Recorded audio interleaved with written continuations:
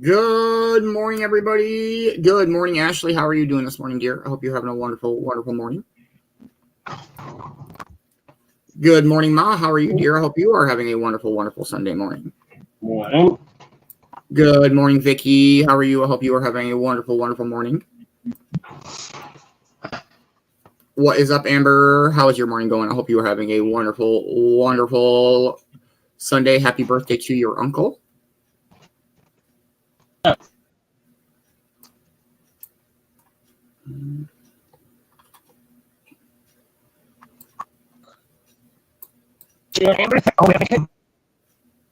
Cheers, Nikki. Cheers. How's everybody's Sunday morning going? I hope everybody's having a wonderful, serene, chilling Sunday morning.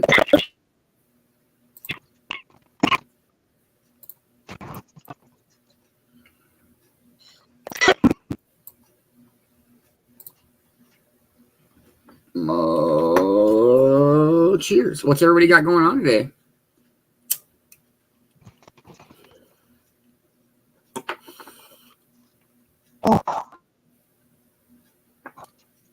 What been on 140 days, so. What's that? It's not too much today. No, leaving them back. Your shit's really weird. Yeah. Okay. Yeah, it's like super laggy. Right. Weird. Good morning, Pat. How are you this morning, man? I hope you're having a wonderful, wonderful Sunday morning. All right. On to our next chillin' Sunday morning song.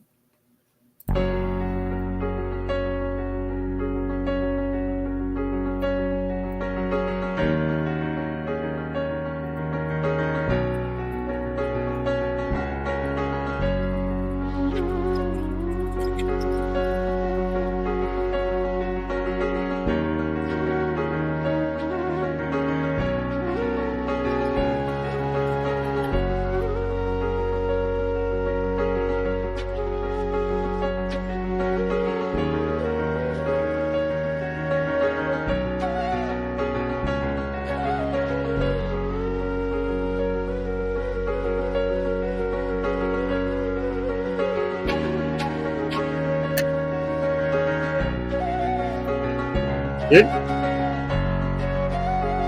Good? There we go. That's better. All right.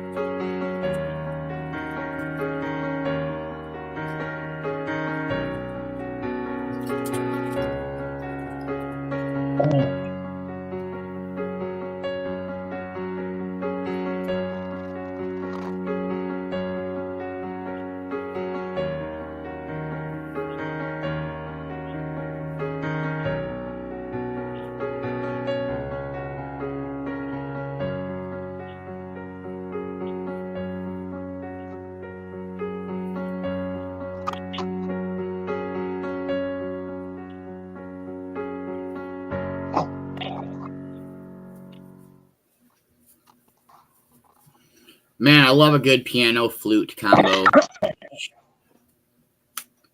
All right, let's try this again. Roach, how's your morning going, man? Can we hear you now?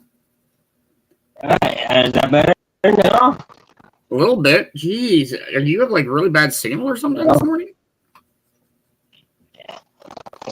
This.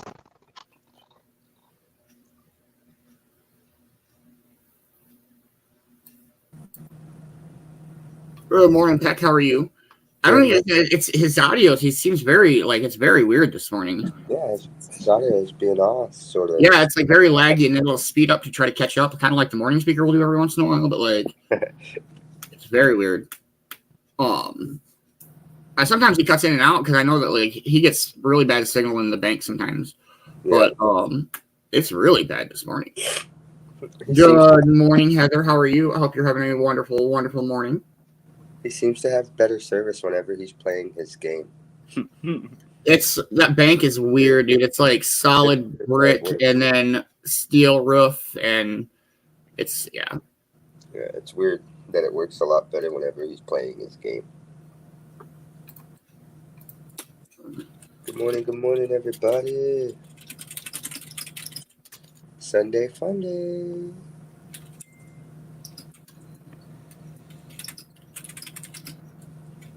And I don't know about beautiful. I'm more handsome than I am beautiful. Oh shit, that's dope. What? Come hang out. Kayak your ass over here.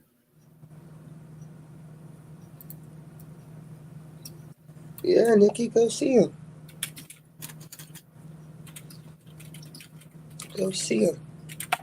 I'm pretty sure Morgan will be waiting at the door for you. I had to give her a new ball last night because, well, Jasmine pretty much got a hold of her other one and did a number on it. So she got a new ball last night. Yeah, go Moikey. He's a happy little biatch. How did your show go last night, Peck? Good. It was a weird venue, but it was a good show.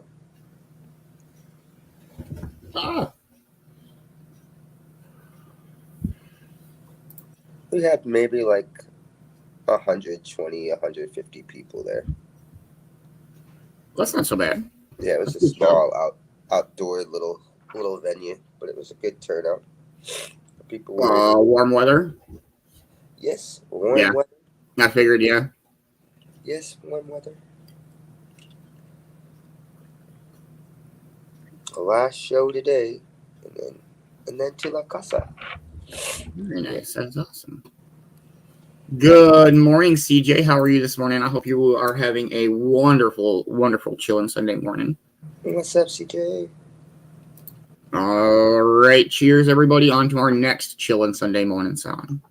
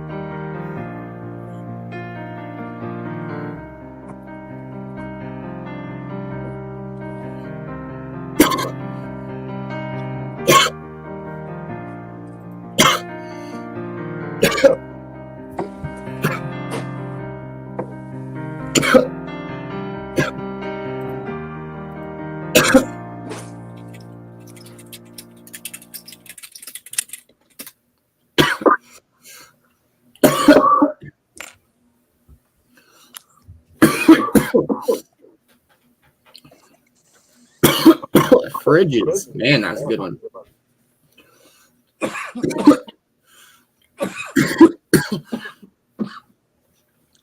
Yeah, that's humid. It's not so hot, but it's pretty humid here this morning, but it's really not too bad. I'll take it. It's fine.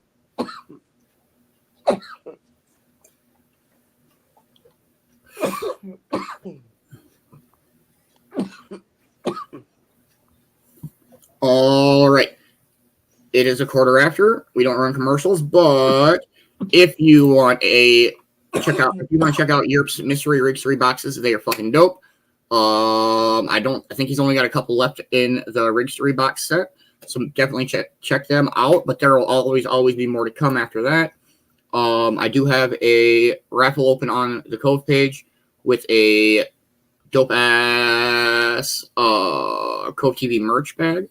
It will come with a hand-blown glass Sherlock pipe, a printed piece of art, custom art, and a bunch of other cool shit. So definitely check that out. There's still 8 spots left, and as soon as that fills up, we spin right away. The bag was handmade by my mother. It's the only Cove merch that's even anywhere in the world right now, I believe, for this shit anyway. So yeah, definitely check it out. If anybody needs any fur baby treats, reach out to Kay Klingman at K9's Kitchen. As always, make sure you're following all of everybody's, the Peck, the Yurt, the Topsy, Man Bear, Kelsey, Annie, Waxy, Lumberjack. I don't know, everybody. Make sure you're following. If they're involved, follow the Cove. Yourself. I don't focus on like my followers or anything like that on my personal Facebook. That's just there because it's easier to do shit from that sometimes than it is from the Cove page. Plus, I had that forever or whatever. But it's crazy to think next year I'll have had my Facebook account for 20 years. Yeah. I got my Facebook account in 2005. So your Facebook can turn up next year? Oh, not quite. The year in 2026 it will be 21. How long have you had a Facebook account, Peck? Well, this is my second account. Okay. Because the first account logged me out because it said I was logged in for too long without changing a password or without doing anything. So it logged me out and I forgot my password. So I had to make a new account. That's crazy. I have had the same Facebook account, knock on wood, forever. Yeah, me too. Until I made this account about a year or so ago. And I didn't make this account. My old lady made this account.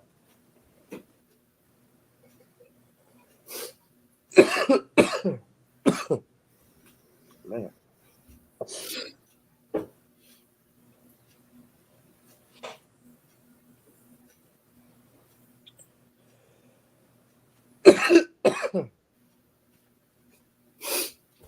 Looks like the tide was a little high last night.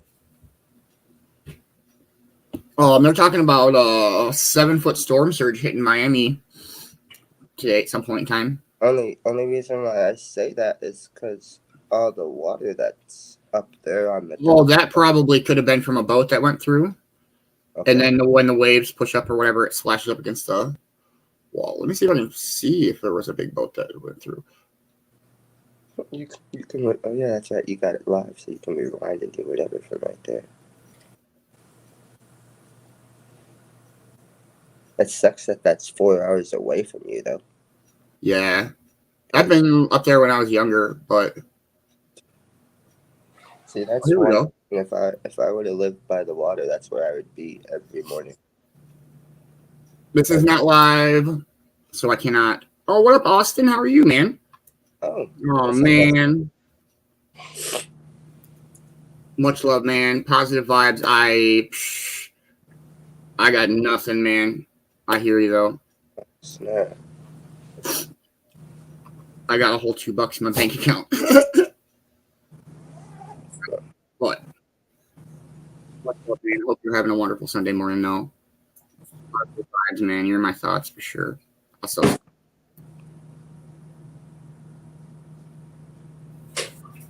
where is this boat? Seems like everybody's going through the struggle right now. I am not in Duluth. I'm in Laverne. I'm in Southwest Minnesota. Minnesota. Oh, dang. How was that night? Yeah, this is at 3:21 a.m. Still beautiful. But I would be on the other dock. Fishing towards this dock. Just because how the light's reflecting. And that's what I would be. I would be over on that dock, fishing towards this dock.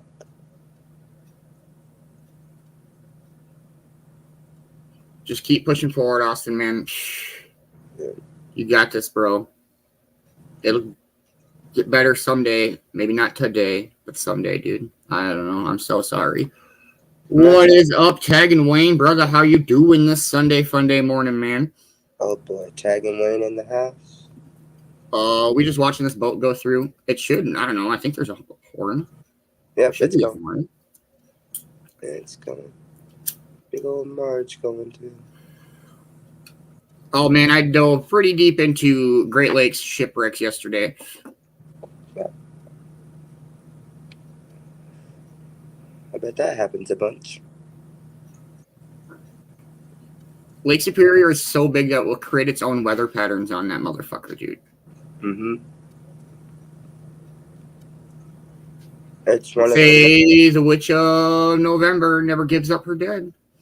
I think it's like I think it's only like one of the many lakes that can do that over here.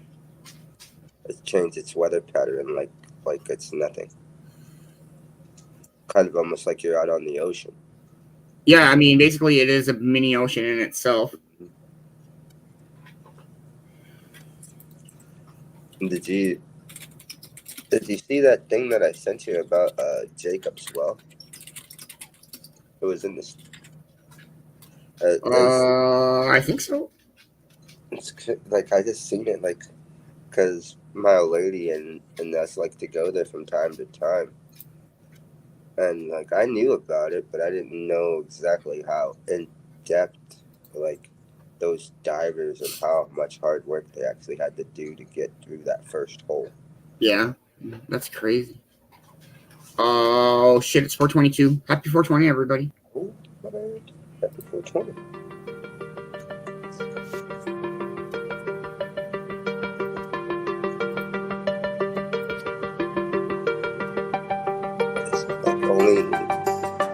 I think it's like only 10 or 11 over there. What city is that right now?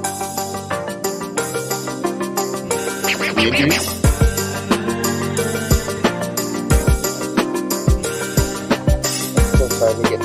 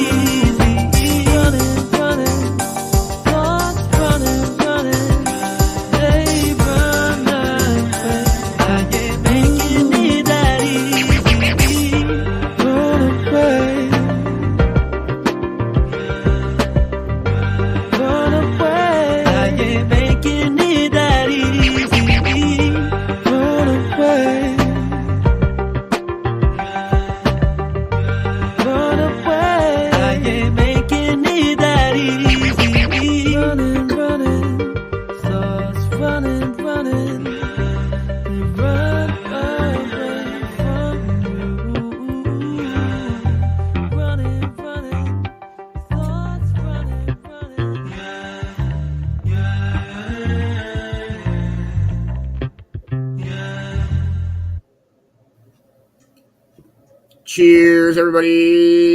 Here we go. This day in history, August 4th.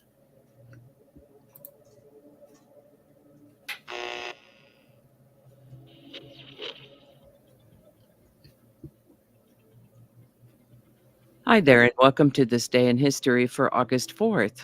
August 4th is the 216th day of the year in the Gregorian calendar, 217th in leap years, with 149 days remaining to the end of the year. Today's word is ambiguous. Ambiguous is an adjective that means open to more than one interpretation, having a double meaning, unclear or inexact, because a choice between alternatives has not been made clear. Doubtful or uncertain, especially from indistinctness or obscurity, meaning that the evidence at hand is not clear. Maybe yes, maybe no, not sure, could go either way. Of doubtful or uncertain nature, open to various interpretations. That's ambiguous. The word ambiguous has filtered down to us from a Latin word that meant unresolved, hesitating in mind, of uncertain outcome, and so on. Pretty much the meaning it has to this day. First known use of the word ambiguous is in the 1520s. Interestingly, the noun form ambiguity dates to around 1400. Ambiguous. If you have a word that you'd like us to explore in this Word of the Day section, pop it in the comments and we'll take a look at it. And with that, August 4th, 1693 is the date traditionally ascribed to Dom Perignon's invention of champagne. Like Henry Ford and Elon Musk, though, he didn't actually invent the thing he's famous for, but discovered and implemented ways to make that thing better and more efficiently. Here's the scoop. Dom Pierre Perignon was a French Benedictine monk who lived in the 16 and 1700s. Back then, winemakers had a problem with a phenomenon called re-fermentation. What happened with re-fermentation was that they'd get the wine ready and all bottled up, stored away in the wine cellar, and as the weather would cool off in the fall of the year, fermentation would stop before all the fermentable sugars had been converted to alcohol. As the weather then would warm in the following spring, yeast that had been dormant all winter would wake up and begin generating carbon dioxide. This phenomenon, by the way, the yeast making carbon dioxide, is how many bread makers get the bread to rise. The exception would be with sourdough bread. If you're talking about dough in a bowl, the way it puffs up and gives you a nice loaf of bread, it's yeast that makes that rise. If yeast is locked up in a bottle, though, it has nowhere to What's grow. up? There we go. The least terrible thing that could That's happen much better. is that it would build up enough pressure to pop the cork out of the bottle, making a big mess. And the worst thing that could happen is that the bottle would explode.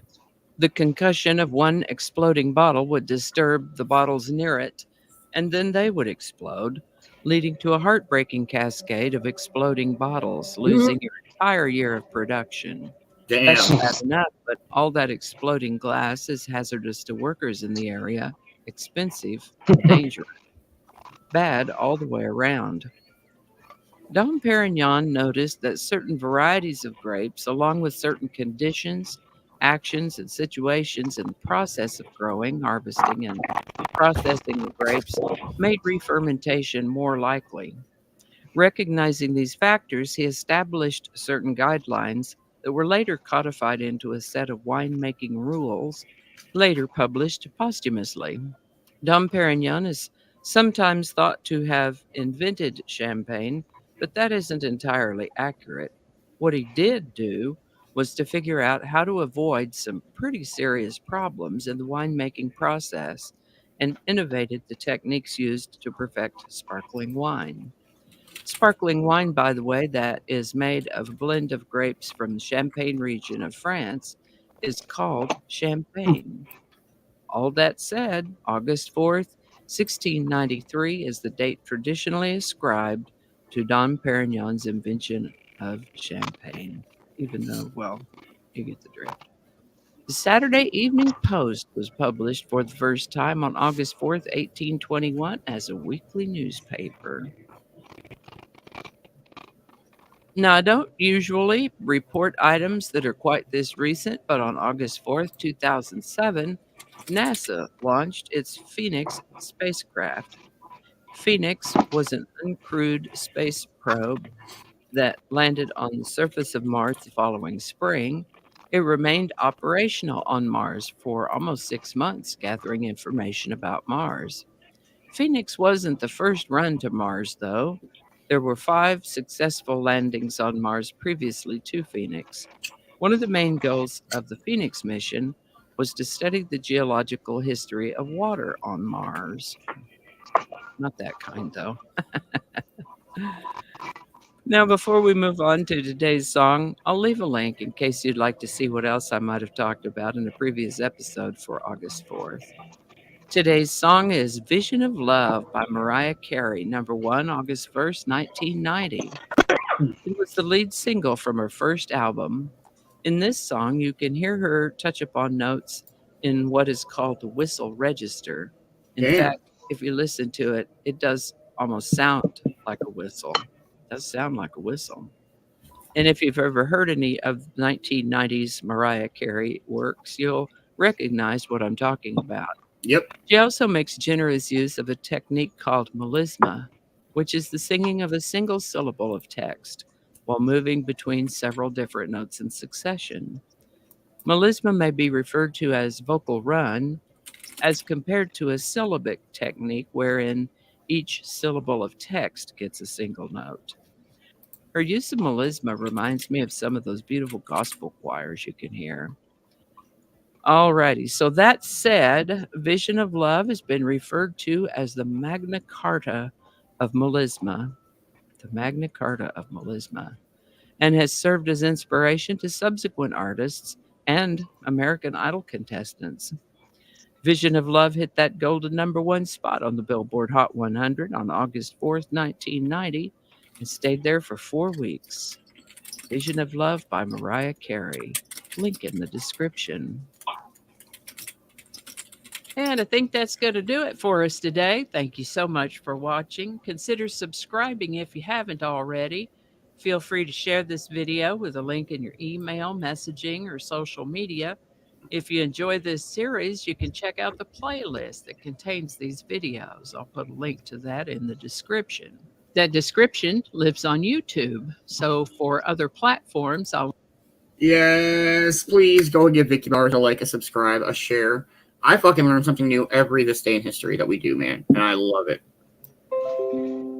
Good morning, computer. So do we need to pop open a bottle of Dom Perignon today? This shit's so expensive. Well, today's the day, though. Let's go.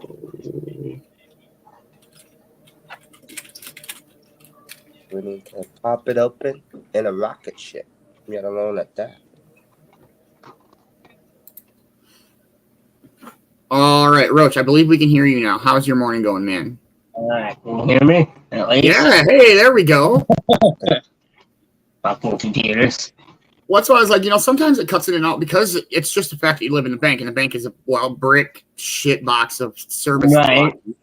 But it was really weird there for when once we started the show. No, I'm just having coffee now, hanging out. Oh, who the hell's messaging me now?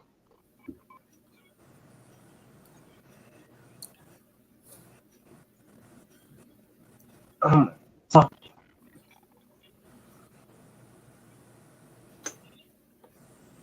All right.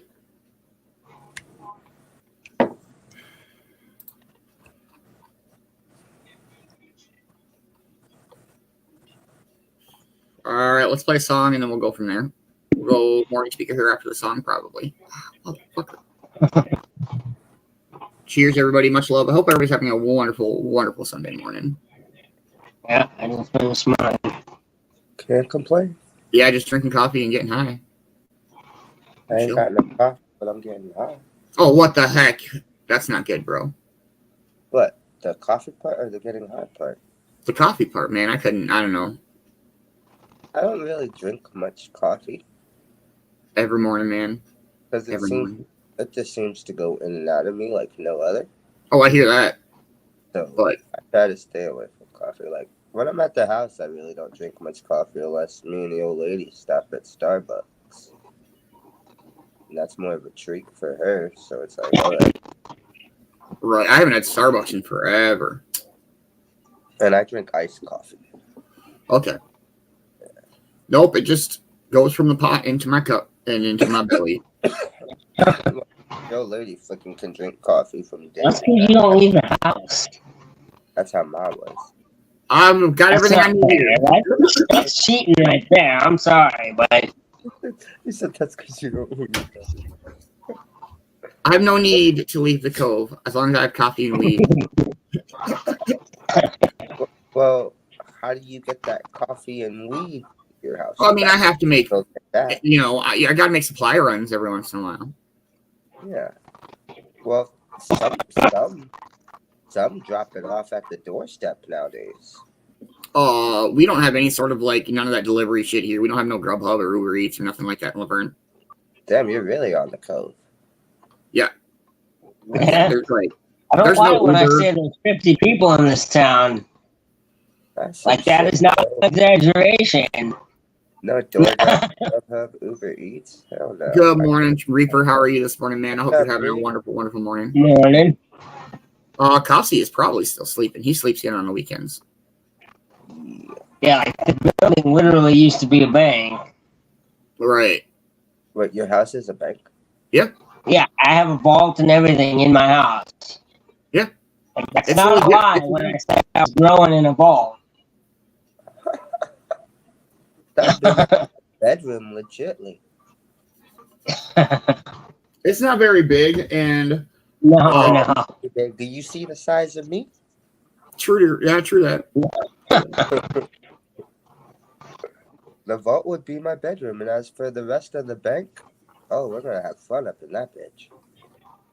It's a dope ass place. It just needs some updating. That's about it.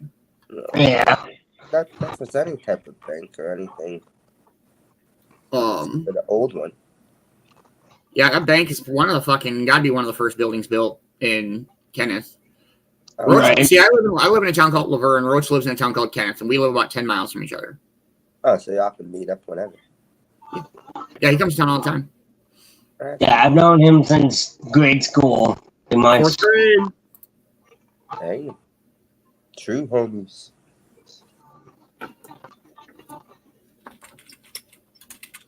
Right, I'm gonna be leaving in about a couple weeks still, so he's gonna have to figure some stuff out. Where are you moving to? I'm trying to get down to Florida where my mom's at. But it's definitely time to get out of here.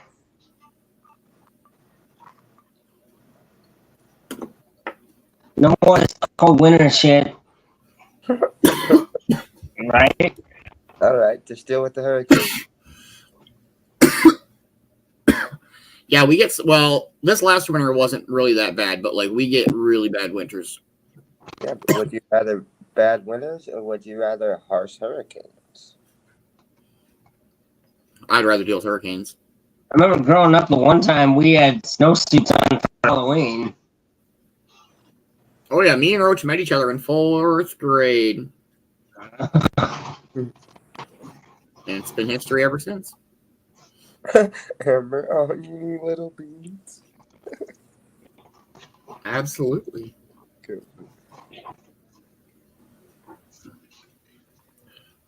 All right, cheers, everybody. I hope everybody's having a wonderful morning. Thanks playing on Spotify. Oh, nice.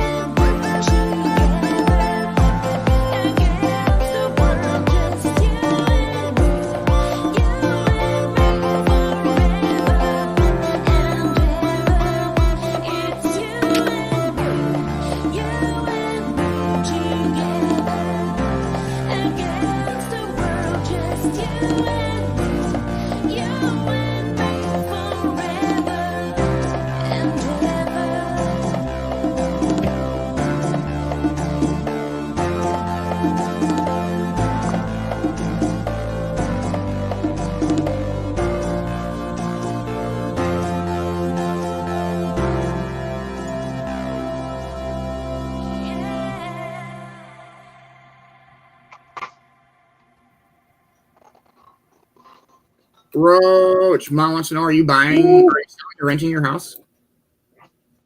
And I'm not sure yet. I was debating on that one, but that's the other thing, is finding somebody to rent it to. Right, no kidding. That's not gonna fuck you over. Right, no shit. Like, when I have a hard time trusting my own brother sometimes. Yeah. I know you feel that one. Yep.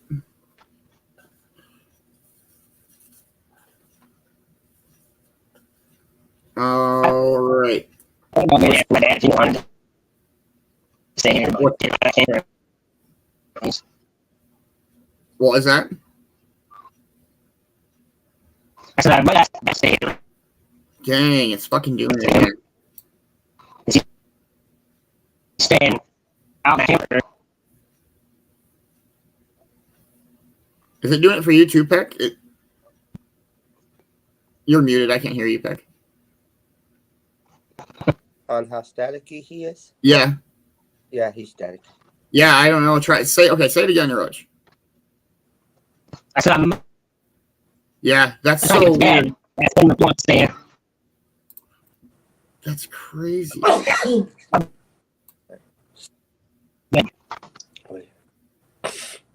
That's so weird.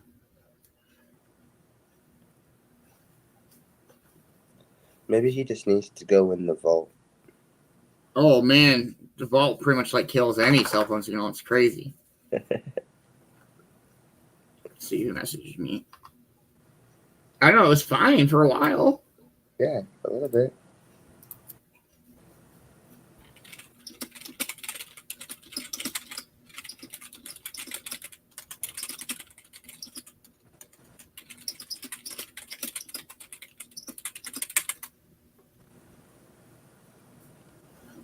Yeah, super. Hey, fucker. What got going on today? Chilling? Nothing too crazy. Sundays is usually pretty chilling for now. Next week, I'll have a little bit of production work to do on Sundays with the duck racing, but other than that, nothing too out of the norm, I don't think. I think this duck racing is going to be fun. What's that? And I think this duck racing is going to be fun. I'm excited for it. I'm very excited for it. I still have not picked a duck racing team. I've got a couple teams I'm leaning towards, but I don't know yet. Let's see what Roach says here. Yeah, there's 3 or 4 teams that I like too.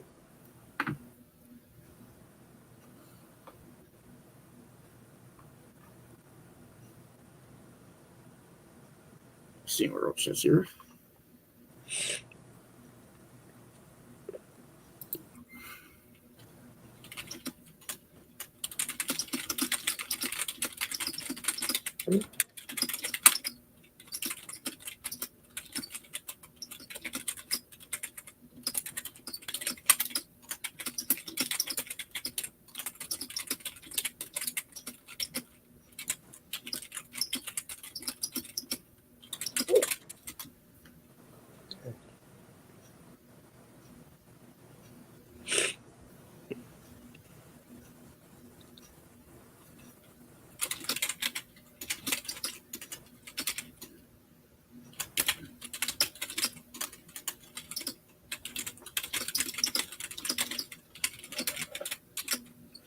One second, sorry, everybody.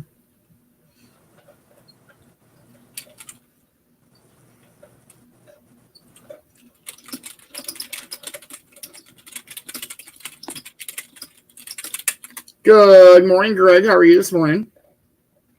Hope you're having a wonderful, wonderful Sunday morning. We're just hanging out, and smoking, and chilling on a Sunday morning. Nothing too wild.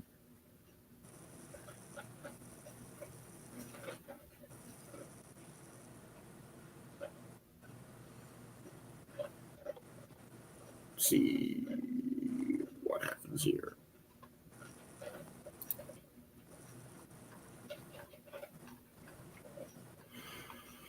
I'll play one more song. I'm going to see if Roach is coming back or not, and then we'll do our morning speaker.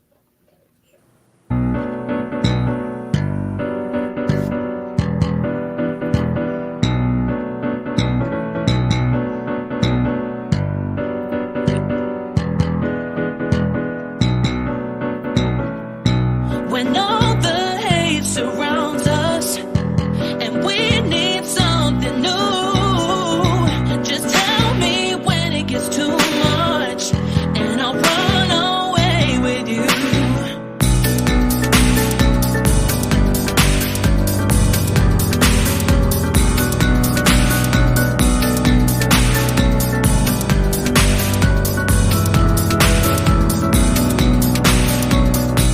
When all the hate surrounds us and we need something new, just tell me when it gets too much and I'll run away with you.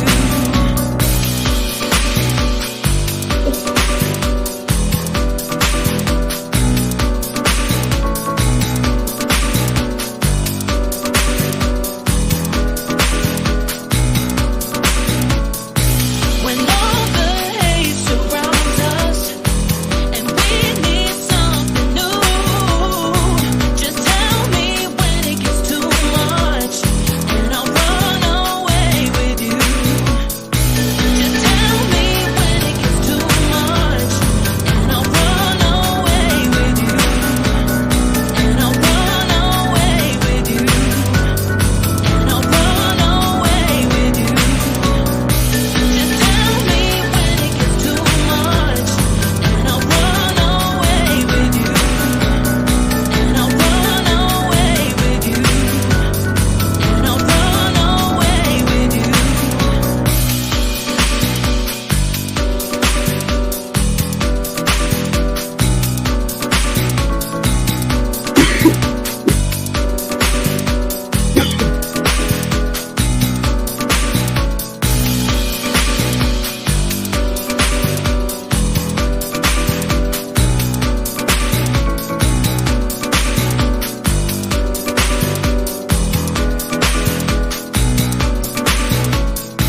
When all the hate surrounds us and we need something new, just tell me when it gets too much and I'll run away with you.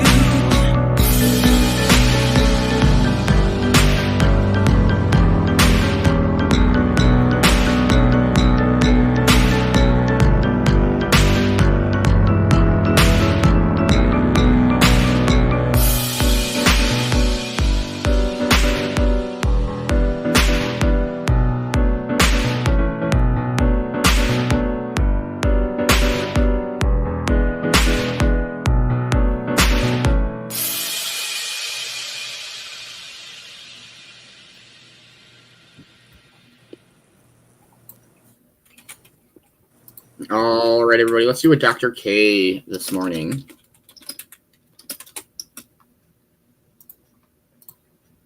Ah.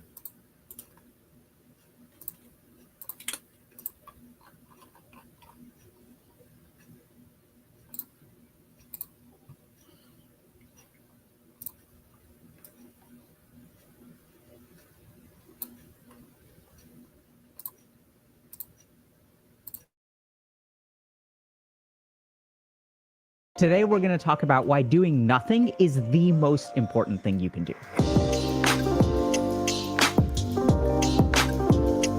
Now, this may sound kind of bizarre because you're sitting there thinking, well, I do a lot of nothing. And in fact, my problem is that I do way too much nothing. And instead, I need to be doing something. But it turns out that scientifically, there are different kinds of nothing. And we tend to do the wrong kinds of nothing. And there are actually certain kinds of literally inaction that lead to positive outcomes in our life. Now, this may sound weird, but just hear me out. So right now, we live in a world that is going to hell. There's climate change problems, inflation problems, dating and gender dynamics are a mess. Like, people under the age of 30 are mostly living with their parents. There's like wars and stuff going on. The world is an absolute mess. So as human beings, when we are faced with absolute messes, we do particular things. And it turns out that the things that we do when we are faced with problems actually create more problems than they solve. As a simple example, let's say I have a final that's coming up at the end of the week, and I'm terrified that I'm not going to do well. So what do I end up doing in order to deal with this problem? I end up spending a lot of time playing video games or binge watching shows or maybe even getting drunk or something like that. So it is the way that I try to solve my problems that actually creates additional problems. It would be one thing if I just didn't do anything all day long, but even the things that I choose to engage in, like let's say I do get drunk or go to a party or something like that, mean that I'm hungover the next day, which means that studying for the test is actually harder. The most common experience that I hear from people today is despite the fact that they're swimming really hard, everyone is still drowning. Despite the fact that you are trying to stay afloat, the harder you seem to work, the worse things become. And then what ends up happening is people feel incredibly burnt out. So today, what we're going to do is figure out how to completely reevaluate that cycle and paradoxically do less, but in the right way. So this sort of idea actually comes from some really interesting research around coping mechanisms. So coping mechanisms are things that we do when something is not going right. So when I have a problem, the way that I manage that problem is the way that I cope. And recently, what I've heard, especially in the field of like psychiatry and therapy and even just like the internet, is everyone's like, level up your coping mechanisms, bruh. Like, I need to be able to cope. Like, I need my copium. Like, oh my God, like everyone needs to be meditating and exercising and spending time in nature. And like, these are the healthy coping mechanisms. Instead, what we need to do is get rid of the unhealthy coping mechanisms. I need to be meditating instead of watching porn and jerking off. Well, it ain't that easy, right?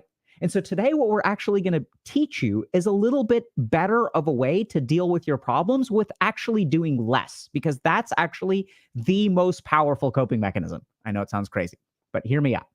Let's start with the worst form of coping, which is called emotion-focused coping. So emotion-focused coping is when something goes wrong out there, it creates an internal change in here. So if I am, for example, if I have that test and I feel afraid, what I'm going to sort of focus on is not fixing the problem out there, but managing my internal emotional state. This is called emotion-focused coping. And what we sort of know from studies in psychology, psychiatry, coping mechanisms, especially things like trauma, is that the worst kind of coping mechanisms are actually emotion-focused coping. Emotion-focused coping mechanisms actually lead to poor outcomes over the long term.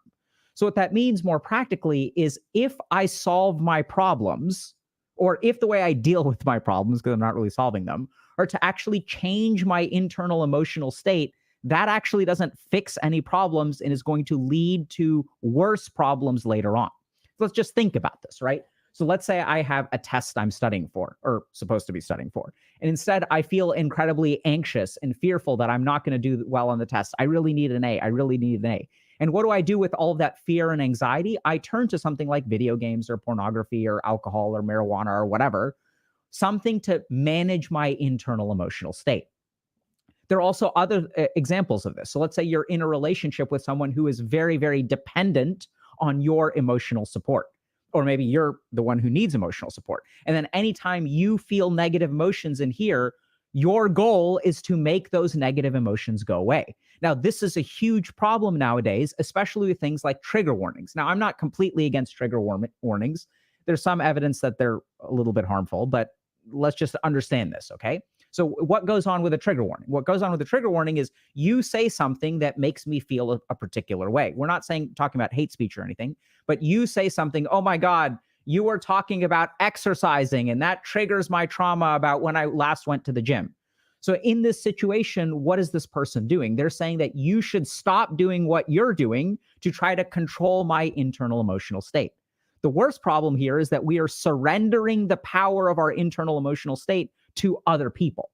But at the end of the day, all of these are emotion-focused coping. And the purpose of emotion-focused coping is to fix the emotions that are caused by problems. So what happens when we use emotion-focused coping? At the best, nothing changes, right? Because I'm managing my emotions, but I'm not solving the problems that actually create them. And at the worst, when I engage in emotion-focused coping, it actually impairs me when I try to solve my problems, I'm more hungover. Now it's been a week since I've studied and I forgot something. So even though I've sort of delayed by 7 days, I'm actually forgetting something each one of those days. And so what we sort of know of the science of emotion-focused coping is that people who rely on it tend to do poorly. So if we don't want to do emotion-focused coping, what's the other option? So now we move to standard copium. In standard copium, the most common example of this is something like problem solving. So as we already said, I have a couple of ways of dealing with my problems. One is that I can try to manage my emotions and not actually deal with the problem. And the second is I can actually deal with the problem. And the cool thing is when we focus on problem solving as a coping mechanism, the data shows that we tend to do better, right? No surprise that people who fix their problems tend to do better in life. So here I am telling you, just go problem solve and just fix your problems. And this is where we run into a really important problem with problem solving, which is if you are listening to this video right now, you've already figured it out, which is that you can't solve all your problems, right? Because, hey, the world is going to hell. Everything is screwed up. Climate change and inflation, all the other crap that I said. I haven't been able to go on a date in 2 years. I've never had a girlfriend. All the men I date are toxic, and all these kinds of problems exist out there, and these are unsolvable problems. And so then what do? We decide to give up. So this is the other problem with problem solving, is if the mind cannot clearly see a path to problem solve, we will go ahead and give up. And that is exactly the wrong thing to do. Because as it turns out, trying to solve unsolvable problems is one of the most useful things you can do. This may sound insane, but hear me out. So I'm going to tell you all a story. So when I was an intern, I had a patient who had stage 4 metastatic liver cancer. So this means that they had cancer of the liver and it had spread all throughout their body. So this person was going to die.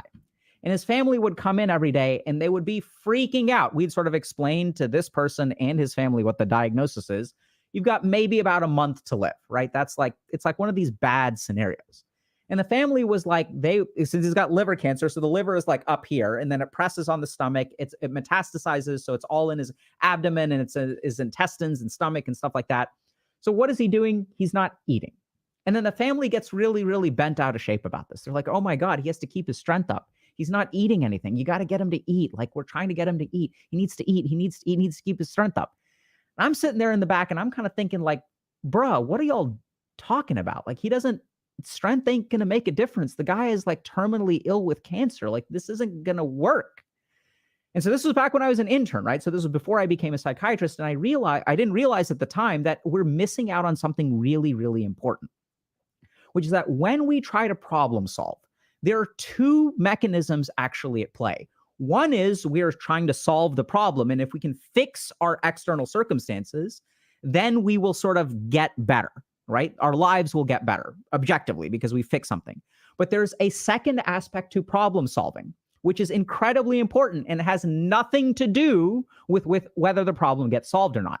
And that is the mental aspect of problem solving. So in the case of this family, what they were doing is doing anything they could. And the cool thing about that is that anything that they can do, even if it's completely irrelevant in the long run, changes their psychology. So if we look at in the face of unsolvable problems, there are two options. One is we can try to do something futile, and then at least we're giving it, we're trying something. We're giving it some effort that we've got. Or what we can do is give up. And now this is the beautiful thing. When it comes to long-term outcomes and people who use coping mechanisms and stuff like that, there's one big difference, that people who try do way better than people who give up. And so the other really bizarre thing is that frequently when we give up, we also have a cognitive bias at play. And our mind tells us there is no point in trying because we are doomed to failure. But that isn't objectively correct, especially if you look at something like dating or whatever. There's so many people that I've talked to who have said, yeah, this is objectively hopeless. Everything is a mess. Look at all this evidence that I have from the internet and people talking on the internet and people posting things on Shorts and Twitter or X or whatever it is nowadays. And look at all of this evidence. And I have my own experience of trying to go on dates 3 or 4 times. And everyone says, right? Because let's remember that the internet is scientific research. Those two are absolutely interchangeable. When we're sort of faced in that situation, we tend to give up. And so I know it sounds crazy, but even in the face of unsolvable problems, I strongly encourage you to give it a shot. And don't worry about your mind telling you this will never work. That's not what we're actually shooting for. When we're trying to solve an unsolvable problem, the goal is not to actually solve the problem, but there's a decent chance you'll make an impact of some kind. The goal is mentally to not give up. The goal is to mentally understand that if you can put forth some effort, even if it's futile, it changes the equation of mental burnout in your mind.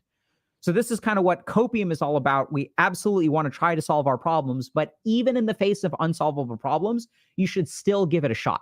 Because human beings, at the end of the day, when they do something, they feel like they're doing something, right? So people will kind of say, oh, I prayed to whoever, right? I prayed to God, and because I prayed to God, this person's life was saved. And I'm not trying to dock on prayer or say God exists or doesn't exist or anything like that. I'm just pointing out that the psychology of doing something makes people feel like a little bit more responsible and take a little bit more credit if things are moving in the right direction. So we absolutely want to give things a shot. And then we move to the top tier of coping mechanisms, which is what I would dub hopium, which is the super cool because the top tier of coping mechanisms that leads to the best outcomes in life actually involves doing absolutely nothing. And this tier of coping mechanism is called cognitive reframing. Cognitive reframing is literally changing the way that you think about things. And I know it sounds insane, but I've worked with a lot of people who are like degenerate gamers and a lot of people who are super successful, like CEOs and like streamers and stuff like that.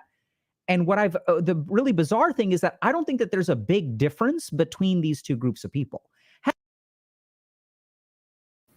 Good morning, Kay. How are you, dear? I hope you're having a wonderful, wonderful Sunday morning. We're just hanging out, doing our morning speaker, doing a Dr. K this morning.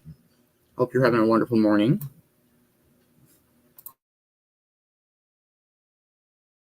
Hell, in my life, the big difference, like I was the same person I was like 15 years ago as to now. What really changed? My IQ didn't change. It's not like my conscientiousness magically increased.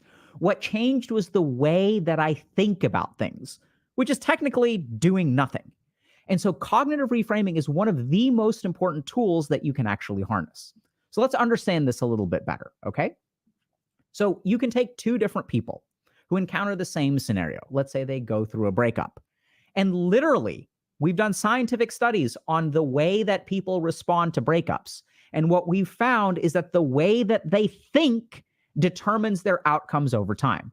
So if I break up with someone, I can think to myself, oh my God, I'm unlovable and I will be alone for the rest of my life. And this person is going to do so much better without me. And there's no hope for me, right? So we went through a breakup. They dumped me, didn't dump me, whatever. You can pick whatever scenario you want. And on the flip side, we have people who are good at cognitive reframing. And these people literally take their initial thoughts and try to move them in a different direction. And you can even acknowledge the negativity. Wow, I got dumped. That means that, I'm really not in a good place right now. I really have a lot of work to do if I want to become a healthy person who can engage in a healthy relationship. Even though this relationship fell apart, at the least, I learned a lot from it, and I will be better prepared to engage in future relationships. So this is literally what cognitive reframing is. And this is what Good morning, Man Bear. How are you doing this morning, man? Hope you're having a wonderful, wonderful Sunday morning. We're just hanging out doing our morning speaker. What's up, man, bear?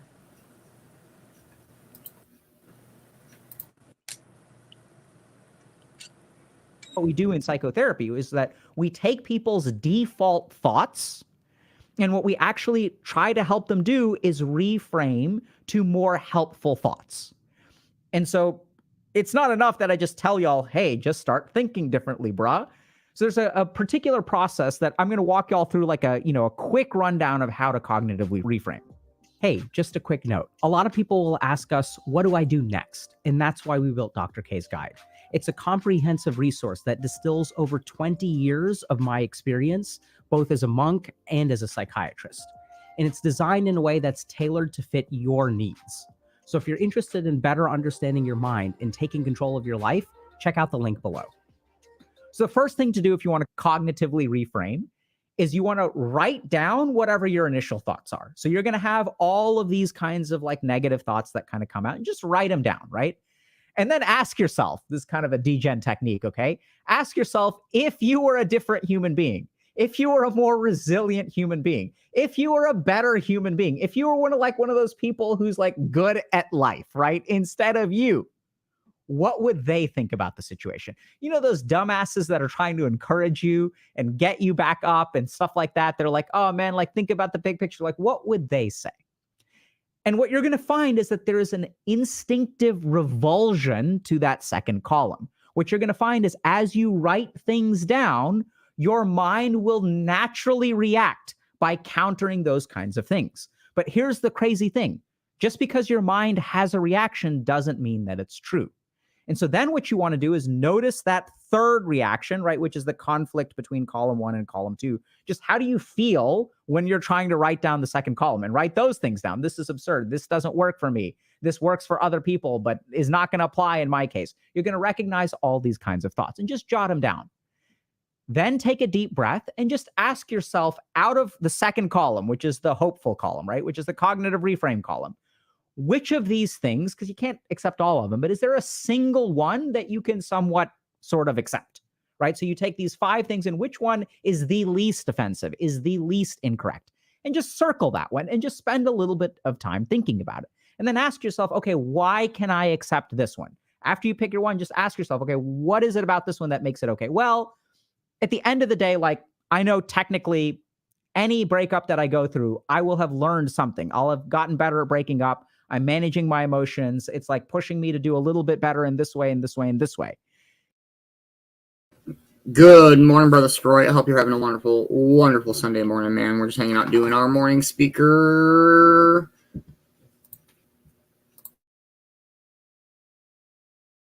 And so something beautiful happens the second you start doing that, is that you have actually cognitively reframed. You've literally rewired your neurons a little bit, because what we know about thinking is that thinking happens in patterns. So anytime you see a particular thing, your mind will evoke the same thoughts, right? So like in my case, you know, like I was just thinking about one of my kids, and one of my kids doesn't like mayo. So the first question she asks anytime she sees a sandwich is there mayo on it? Every time there's a sandwich, it triggers some kind of response. And in my case, it's like whenever I eat something sweet, I'm like, wow, I like this. It's not too sweet. So you may have noticed that you say the same damn shit over and over and over again, or people that you know say the same damn shit over and over and over again. And that's because our neurons have been well wired in that way. So if we want to start thinking differently, literally what we have to do is push this boulder uphill of positive thoughts. And it will feel very, very cumbersome when we first do it. The beautiful thing is that if you engage in this cognitively reframing technique over and over and over again, your mind will literally start to change. The natural responses that you have when you get a setback will be a little bit different. You'll be able to look on the brighter side of things. And once you're able to look on the brighter side of things, that's the first domino. Because now you're not in despair. Now you're not burnt out. Now you're not giving up at the first setback. And even if we sort of think about these terms, what is the difference between giving up and a setback? It's just whether you keep going or not, right? A setback, which is your last setback, is when you give up. But if you don't give up after a setback, it automatically becomes a setback.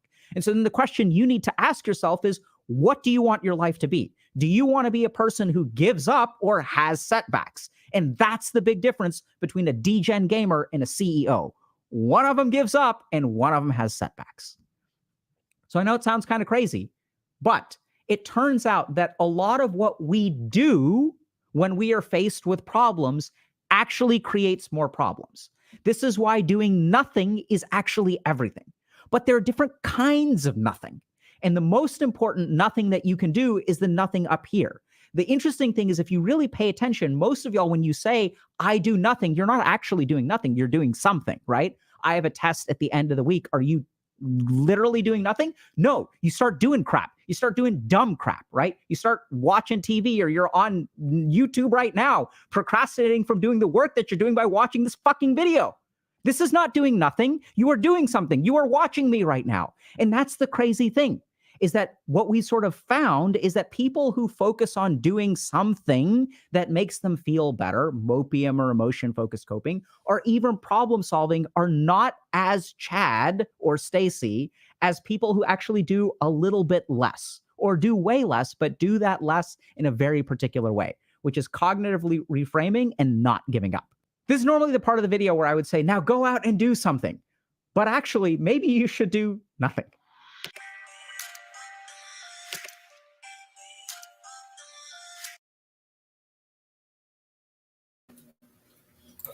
That was fucking great. Yeah, I'm not sure where that is, Kay. But yeah, I love Dr. K. He's so awesome.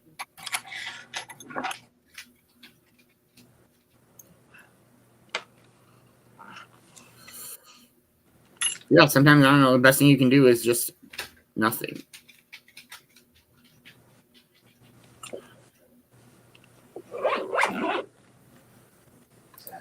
Best you can do is nothing. That's the most. Yeah, that was fucking great. I always love Dr. K. You're doing something. You're watching this fucking video. He's a hoot. All right. Let's go with this one.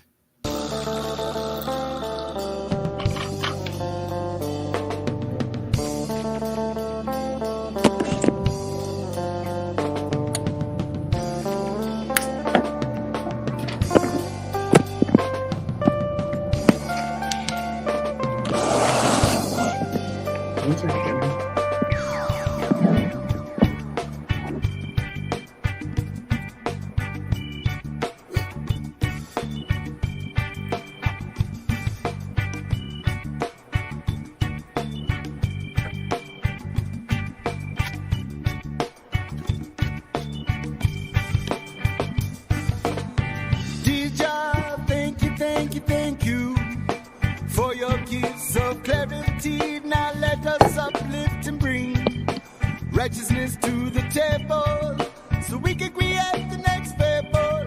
Make the iron unstable, make truth understandable. Gotta start at the roots and influence you from the cradle.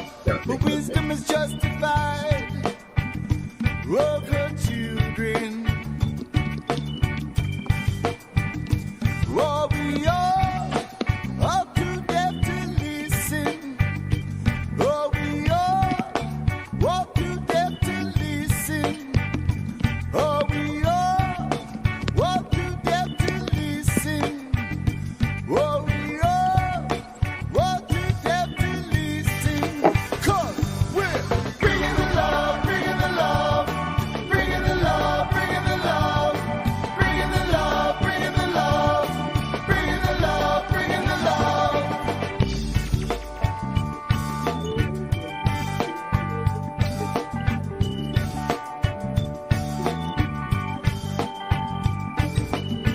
Bring water to the thirsty, food to the hungry. Arm the homeless with knowledge. Shackle the industry. Put blinders on them and see how it is to be. Persuaded, invaded, negated to believe that all hope is lost, but it's not. Oh, we are deaf to listen. Oh, we are too deaf to listen. Oh, we are too deaf to listen. Oh, we are too deaf to listen. 'Cause we're bringing the love, bringing the love, bringing the love, bringing the love, bringing the love, bringing the love, bringing the love, bringing the love.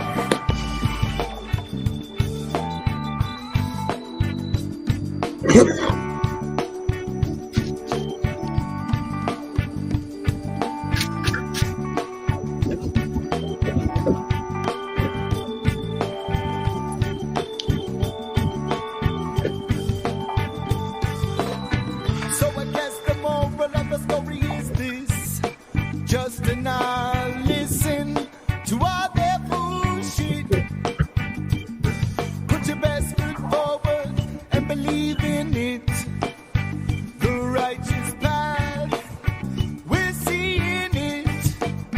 with elevated roots in your corner. You know we hitting that spot with elevated roots in your corner. You know we hitting that spot with elevated roots in your corner. You know we hitting that spot with elevated roots in your corner.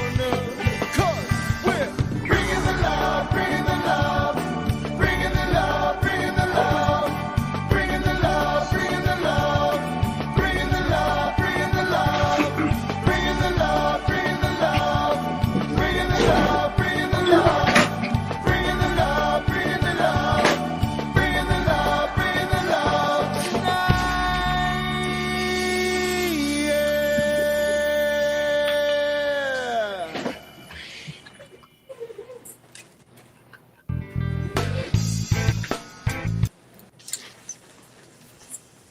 I fucking love elevated roots.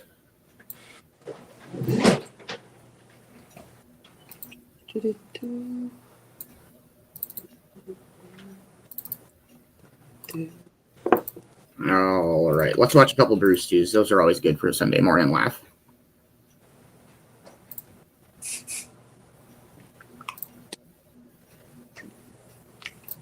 Ooh, Well, yeah. we're headed on the road, man, because we got a 6-hour drive. Dang, you out then? Yep. Bro. I'll catch y'all later. What's up, brother? Much love, everybody. Peace, love, and chicken grease.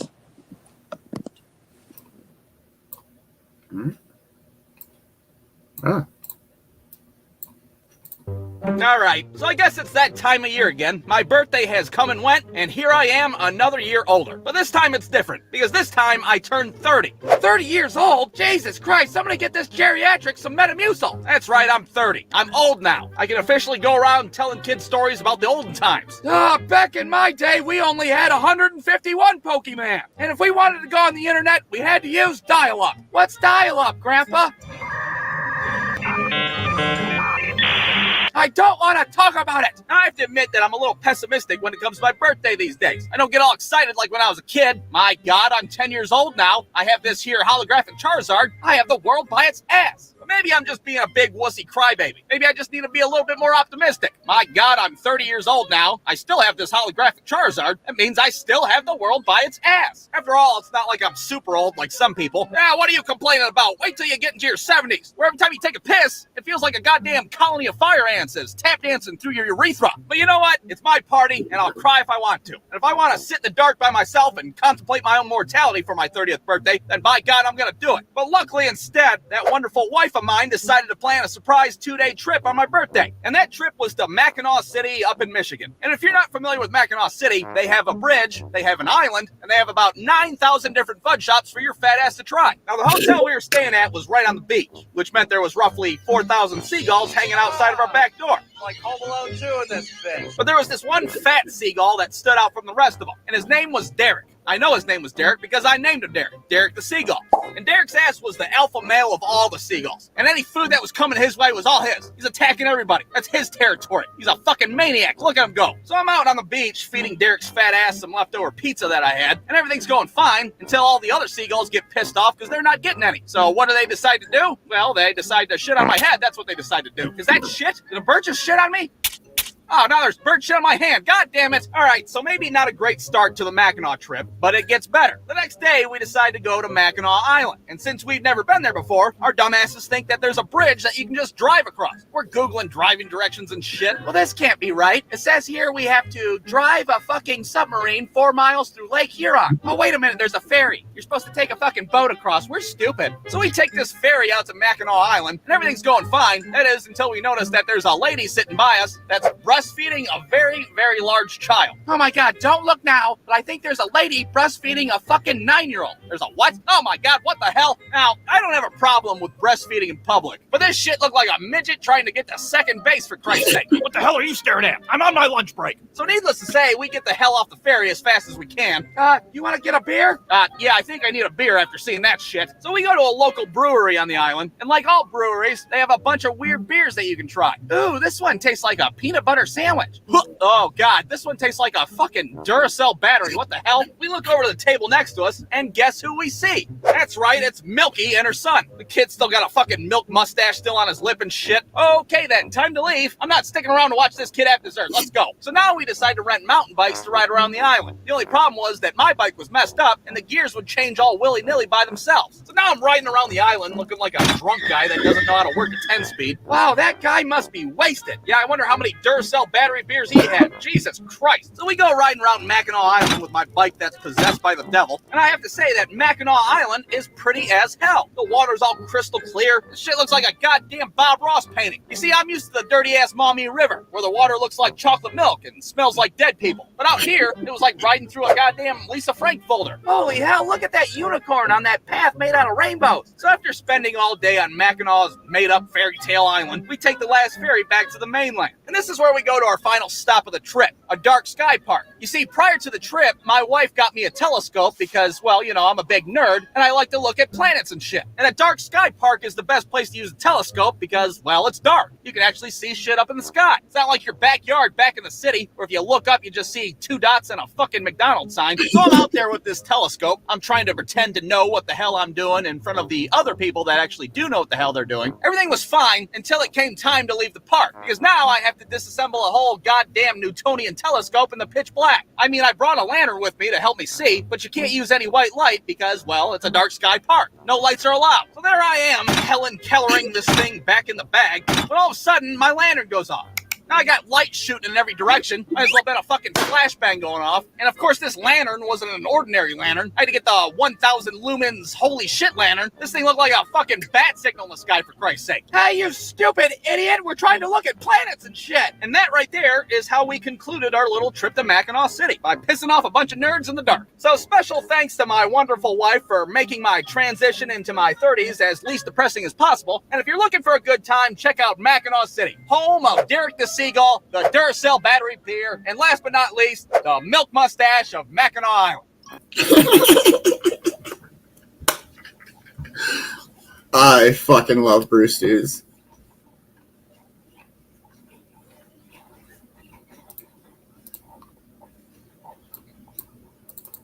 Ah, stop. That was fucking great. All right. All right. Now, when you're a kid in school, there was nothing better than going on a field trip. And out of all the field trips that I had as a kid, our local bowling alley was probably my favorite. Now, why was it my favorite? Because it was totally uneducational. That's why. This ain't the art museum, for Christ's sake. This is a dirty-ass bowling alley. You're gonna eat nachos, and then you're gonna bowl a sorry-ass 29 in 10 frames. You're not gonna learn anything. Now, when we would do field trips at my school, we would be put into groups, and then parents would volunteer to chaperone our little asses. And my group consisted of me, this kid Brandon, his dad as the chaperone, and this other kid, Eric. Now, nobody was a big fan of Eric. For one, Eric was a dirty little bastard. He was the kid that'd be picking his nose in class, or he'd be digging in his ass crack at recess. You know, that type of kid. And for two, he was always putting shit in his mouth, because, you know, he's a dirty little bastard. Hey, you guys, look, I found this used Band-Aid on the ground. Oh, God, Eric, don't do it.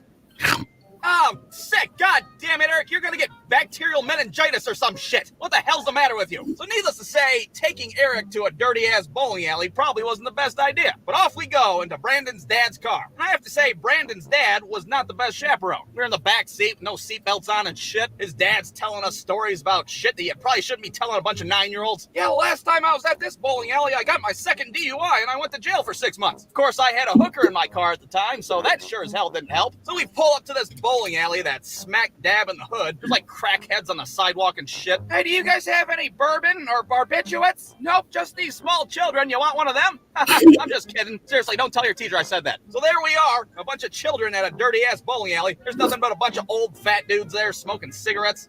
Is this really a good place for a field trip?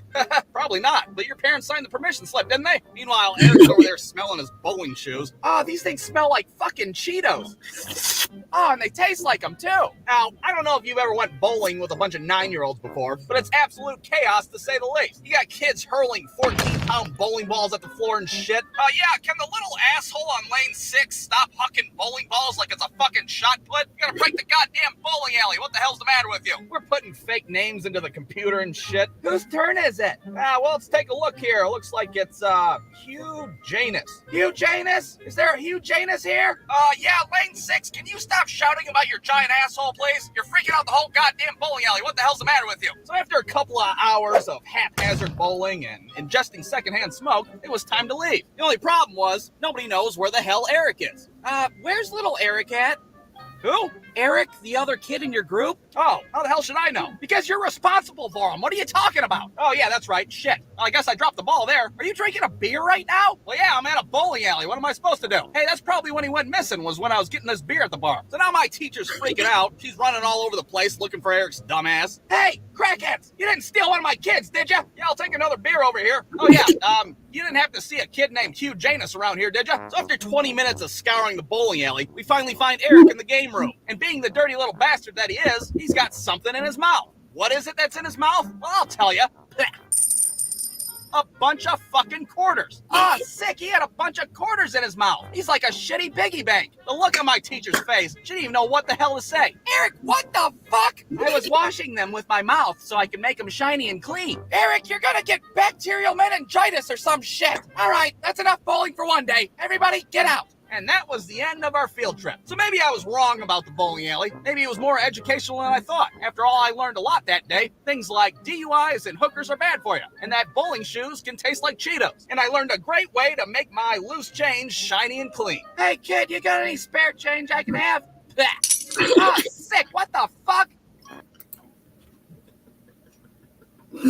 Oh my goodness. Good morning, Crystal. How are you? I hope you're having a wonderful, wonderful morning.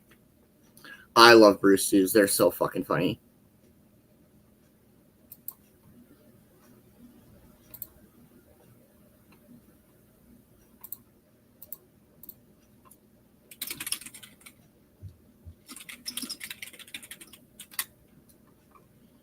All right, what else we got here?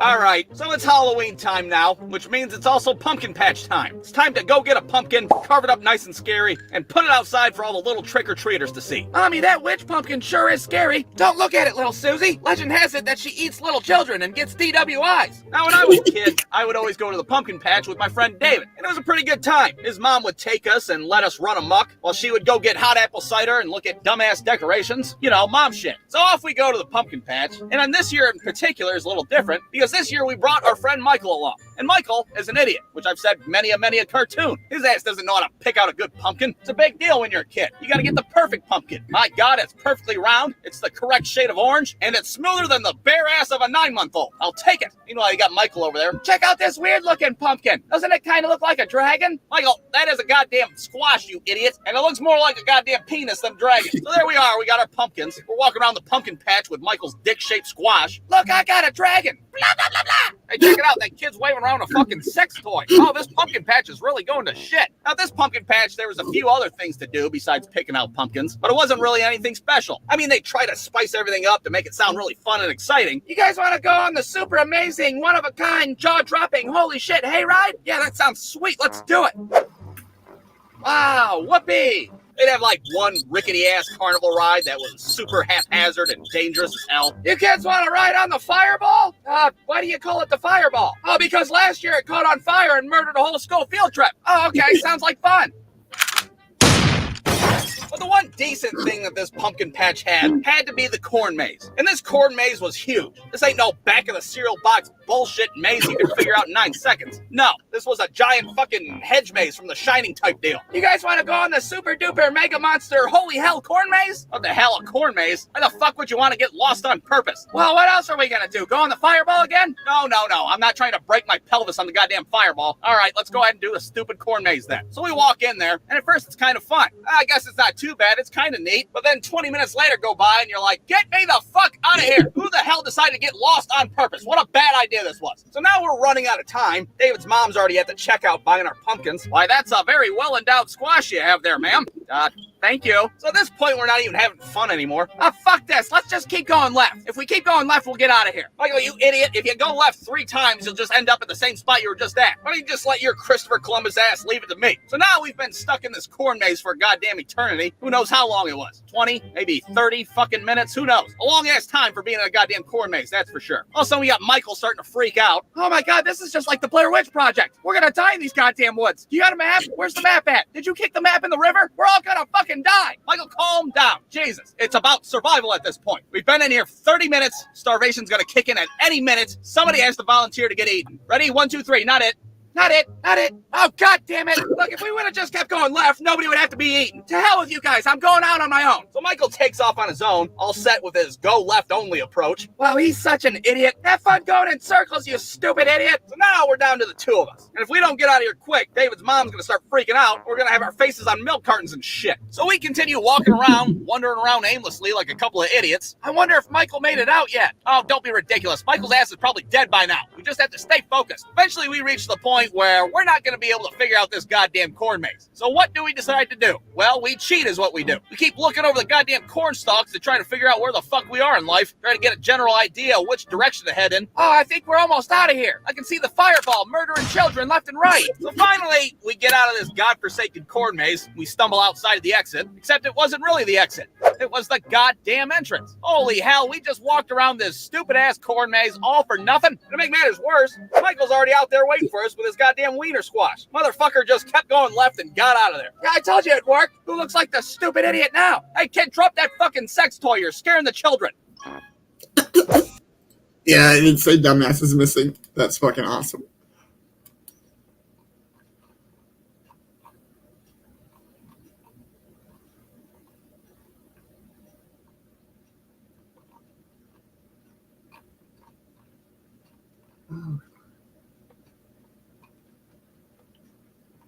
I fucking love Bruce.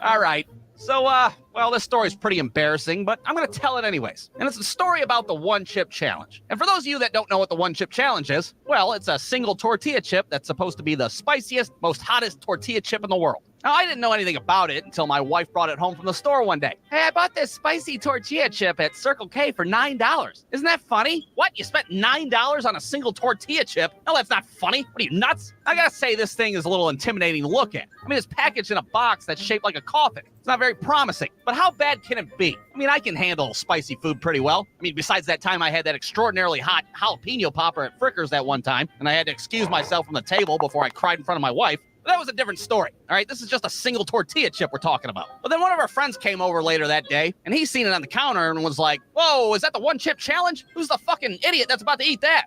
Well, I was thinking about doing it. Why, is it really hot? Really hot? Huh. Well, let me just say that the heat is not the worst part about it. Oh, that cryptic-ass statement. I was in no hurry to do the One Chip Challenge. So that chip sat on the counter for a good, 8 months or so. That is until one day, I made a little wager with one of our kids. And yes, side note, we do have kids. I don't like to bring them up in these shitty cartoons because, well, they're all over the internet, and there's a bunch of weirdo perverts out there. But with that being said, it's all their fucking fault that I ate this goddamn thing. Because you see, I made a bet that I would do the One Chip Challenge if a certain child sacked the quarterback at his next football game. Well, wouldn't you know, his little ass went all Michael Strahan the following Sunday, and now I'm in the kitchen staring down a fucking tortilla chip. And of course, everybody's crammed in the kitchen staring at me like I'm some kind of circus act, but I was still pretty confident at this point. I can handle hot stuff. I've chewed a stick of big red gum before. How much spicier can it be? Made with Carolina Reapers. Carolina Reapers? That sounds like a fucking XFL football team. I'm not afraid of that shit. So I take the chip out of the coffin. I don't really know what I was expecting, but,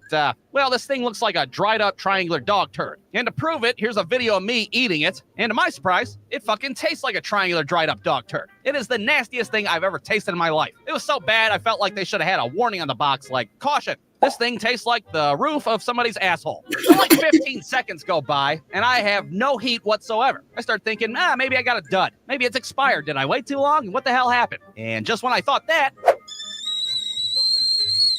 oh, God. I can't breathe. Somebody give me a goddamn glass of milk. Needless to say, this chip is hotter than a stick of fucking Big Red gum, that's for sure. It is the hottest thing I've ever had in my life. At this point, everybody in the kitchen is just concerned about my general well-being. Here I am in the sink trying to hold it together and trying not to fucking cry like the Frickers incident all over again. Tyler, are you okay? Now, thankfully, the heat only lasts for about 15 minutes or so. So once you hit that 15-minute mark, you're in the clear. Or so I thought. Because what I found out is that the heat doesn't go away. It just moves on down to your stomach. So now it feels like this goddamn chip is just hanging out down there, melting my insides with a hairdryer. Well, now how am I going to solve this conundrum? Well, I'll tell you what I did. I fucking ate an ice cream cone. Seemed like a good idea at the time. It seemed like that ice cream cone would go down there and start beating that chip's ass. And that seemed to be the case until my stomach was like... Yeah, apparently that ice cream cone wasn't beating the chip's ass. It was fucking playing patty cake with it instead. Now, all of a sudden, I get these stomach pains out of nowhere. And they are debilitating. I'm laying on the couch making my peace with God. Take me now. Pretty, please. Now, eventually, dinner time rolls around. And on this particular night, we were just so happened to have a big old pan of lasagna. Now, I know what you're thinking. He wouldn't eat lasagna on top of an ice cream cone, on top of a bunch of milk with a fucking devil chip inside of him. That wouldn't make any sense. Well, you're wrong, because I ate a big-ass fucking plate of it. My stomach at this point was like, oh, what the fuck? What are you trying to ruin us? I'd have a better chance at digesting a fucking alarm clock than any of this shit. So I eat a thick-ass piece of lasagna. And to my surprise, the stomach cramps go away. Oh my God, it's over. I did it. But wait a minute, there's more. A lot more? So much more. Because at this point, the chip transfers over to my intestines, and my intestines were like, no thank you, you can go fuck yourself with that. And promptly sends it right to my asshole. Now, I don't know if you've ever had the pleasure of an on-fire butthole before, but let me tell you, it's not as fun as it sounds. For the next 45 minutes, my ass transforms into like a fucking malfunctioning flamethrower. And of course, it's noisy as hell in there. There's no way I could be discreet at this point. Sounds like there's fucking 14 people taking a shit at once in there. Are you all right? Should I call the cops? The whole time I'm sitting there, all I can think about is, oh, that's why they put the chip in a coffin, because the coffin is for your asshole afterwards. Now I get it. So after a very unpleasant, very emotional trip to the bathroom, it's finally over. And I'm so pissed off at this point. I'm just like yelling a stream of obscenities at the toilet, taking all my anger out on it. Fuck you, you fucking punk-ass tortilla chip. I hope you fucking fireballs out of your fucking crooked asshole, you fucking fuck. Maybe you guys should go play Nintendo or something. So, that's the one chip challenge. For anybody that's interested, I highly recommend it, especially if you have a good 8 hours that you just can't find anything to do. Clear out an afternoon, because it's not so much the one chip challenge. It's more like the one chip all fucking day ordeal. But I did survive it, and more importantly, I understand why the heat is not the worst part of the whole goddamn thing. The end.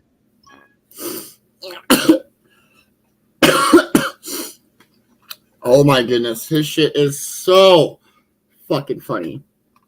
He has all sorts of videos, you guys. Please check out Bruce too. It's so good. Oh my goodness. I've literally never seen one of his videos that didn't make me laugh my ass off.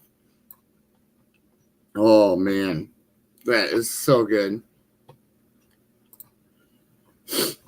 Oh man, all right. Let's play a song. That's fucking awesome, you guys. Much love, everybody. Hope everybody's having a wonderful Sunday.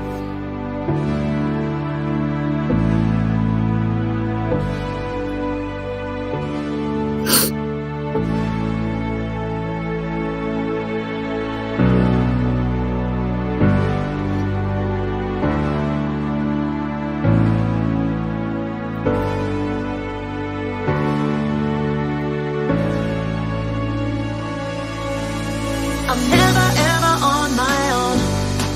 I got you, you got me, and that's why we're meant to be. I'm never ever on my own. I got you, you got me, and that's why we're meant to be. Be, why we're meant to be. Be, why we're meant to be. Be, why we're meant to be. Be, why we're meant to be. Lost in desire, you take me higher than I've ever been before. Love on me like fire, temperature rising, and I can't take it anymore. 'Cause I have no choice, so I drown out the noise of what is screaming from within, inside my mind.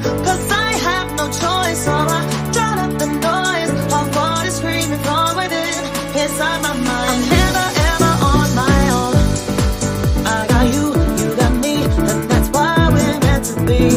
I'm never ever on my own. I got you, you got me, and that's why we're meant to be. Why we're meant to be. Why we're meant to be.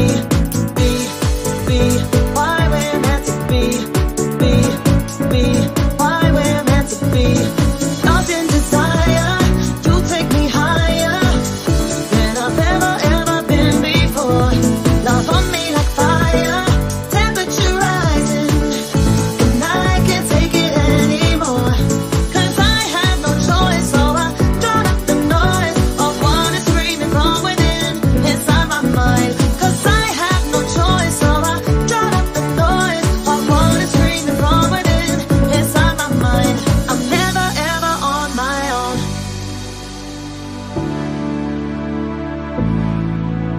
I'm never ever on my own.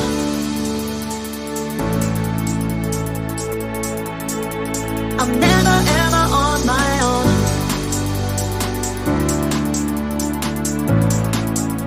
I'm never ever on my own.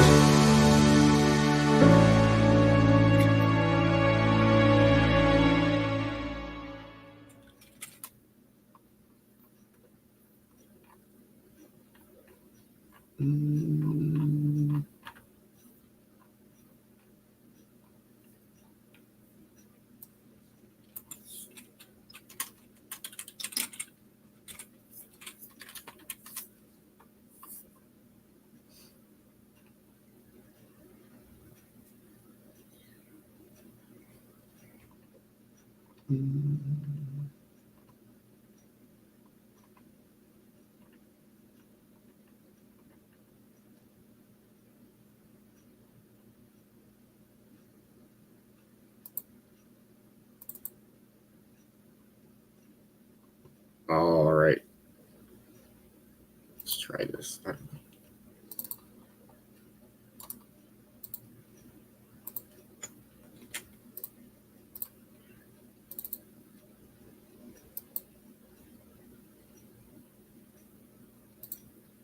Our planet Earth has some of 1 second. landscapes. But unlike tourist-filled cities and towns, there are a few places no human should ever dare to visit. Here are the 15 most dangerous places on Earth. Number 15, Snake Island, Brazil. 93 miles away from Sao Paulo lies a land that is considered to be the most dangerous place on Earth. Ilha de Queimada Grande, or Snake Island, is an island where no human is allowed to step foot on. With highly venomous and deadly golden lancehead snakes slithering around the land, there is no safe quarter on the island. Last known human inhabitants date back to the 1920s. Legend says the last fisherman who strayed too close to the island shore was discovered on his boat days later, lifeless in his own pool of blood. Number 14, Sinabung Volcano, Indonesia. Mount Sinabung is arguably one of the most dangerous places on Earth.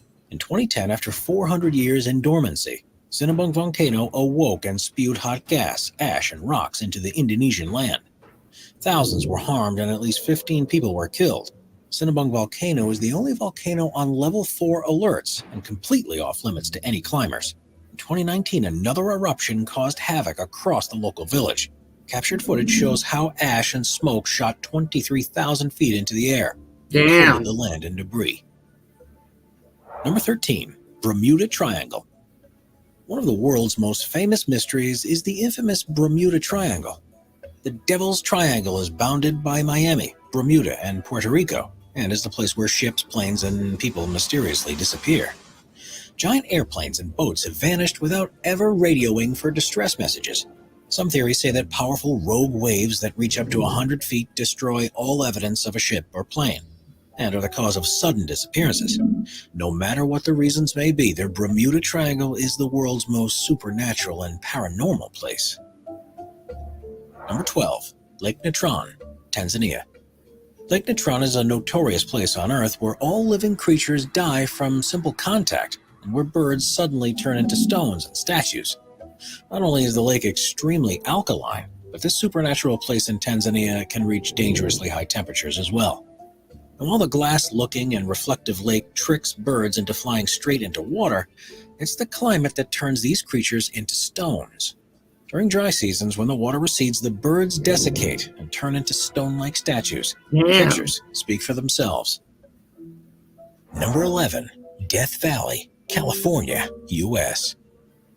Death Valley is a very apt name for this Californian desert.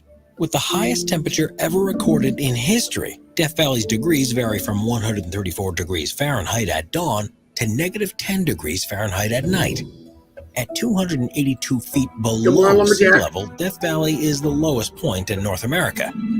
Without any water, the hottest place on Earth can kill a human within 14 hours. The mysterious desert has rocks that move across the ground and sand that sings. Worth a quick trip and adventure, but make sure to drink your water. Number 10, Danakil Desert, Eritrea. Hell on Earth and the world's most inhospitable place are nicknames rightfully given to the Danakil Desert in Eritrea. If these nicknames weren't enough to paint a picture of how dangerous this place truly is, let's dig a little deeper.